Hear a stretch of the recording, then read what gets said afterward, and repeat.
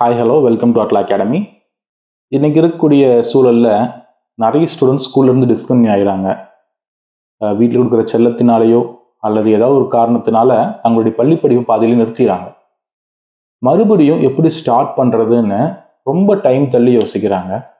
அப்படி ஒருவேளை யோசிக்கிறவங்க நீங்களாக கூட இருக்கலாம்.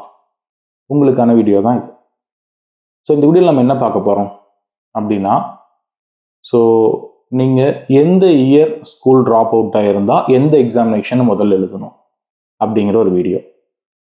நீங்கள் ஒரு வேளை 5th அல்லது 6th முன்னாடியே ஸ்கூல் ட்ராப் அவுட் ஆகிட்டீங்க அப்படின்னா நீங்கள் முதல்ல 8th எக்ஸாமினேஷன் எழுதணும் ஸ்டேட் போர்டில்.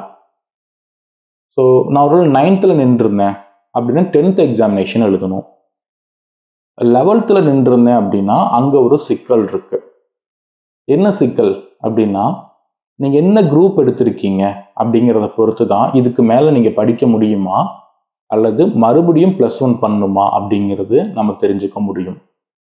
நீங்கள் ஒரு வேளை பயாலஜியோ பியூர் சயின்ஸோ அல்லது வேறு ஏதாவது ஒகேஷனல் மாதிரியான ப்ராக்டிக்கல் ஓரியன்டாக இருக்கக்கூடிய ஏதாவது குரூப், அதாவது ப்ராக்டிக்கல் மார்க் வரக்கூடிய குரூப்ஸ் எடுத்து படிச்சிருந்தீங்க. கம்ப்யூட்டர் சயின்ஸ் கூட எடுத்துக்கலாம், ஆர்ட்ஸ் கம்ப்யூட்டர். ஸோ இப்போ இதெல்லாம் எடுத்து படிச்சிருந்தீங்க அப்படின்னா உங்களால் 12th எழுத முடியாது. ஏன்னா உங்களுக்கு நீங்கள் ப்ராக்டிக்கல் படித்த சப்ஜெக்டை 11th எழுதிட்டு டுட்டோரியல் மூலமாக 12th எழுத முடியாது. ஸோ அப்போ நீங்கள் என்ன பண்ணணும் அப்படின்னா மறுபடியும் நீங்கள் +1 படிக்கணும். ஸோ +1 படிக்கிறதுக்கு நீங்கள் ஆர்ட்ஸ் சப்ஜெக்ட் மட்டும்தான் சூஸ் பண்ண முடியும். ஸோ ஆர்ட்ஸ் ஹிஸ்ட்ரியோ அல்லது பிஸ்னஸ் மேக்ஸோ நீங்கள் சூஸ் பண்ணி 11th எழுதி 1 year வெயிட் பண்ணி 12th எழுதுகிற மாதிரி இருக்கும். இது ஒரு டைம் டியூரேஷன் இருக்கும். 1 yearங்கிறது ஒரு 10 month வரைக்குமே வரலாம். உங்களுக்கு அப்ராக்சிமேட்டாக நான் 1 yearன்னு சொல்கிறேன். ஸோ மறுபடியும் நீங்கள் ஆர்ட்ஸ் எடுத்து +1 பண்ணி தான் +2 பண்ணணும். சார் அப்போ மறுபடியும் நான் +1 பண்ணி தான் ஆகணுமா? எங்கள் வீட்டில் அவ்வளோ தூரம் படிக்க வைக்க மாட்டாங்க, இல்லை எனக்கே படிக்கிற மூடு இல்லை மறுபடியும்.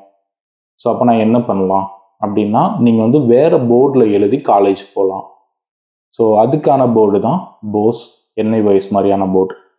இந்த போர்டில் டைரெக்டாக நீங்கள் என்ன பண்ணலான்னா 10th சர்டிஃபிகேஷனை வச்சு 12th எழுதிட முடியும்.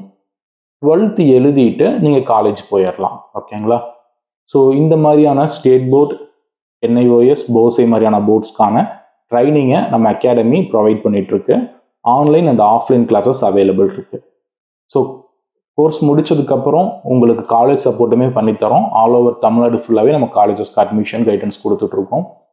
ஸோ உங்களுக்கு கம்மியான காஸ்ட்டில் கம்ஃபர்டபுளாக படிக்கணும் அப்படின்னா அட்லா அகாடமியை சூஸ் பண்ணுங்கள்.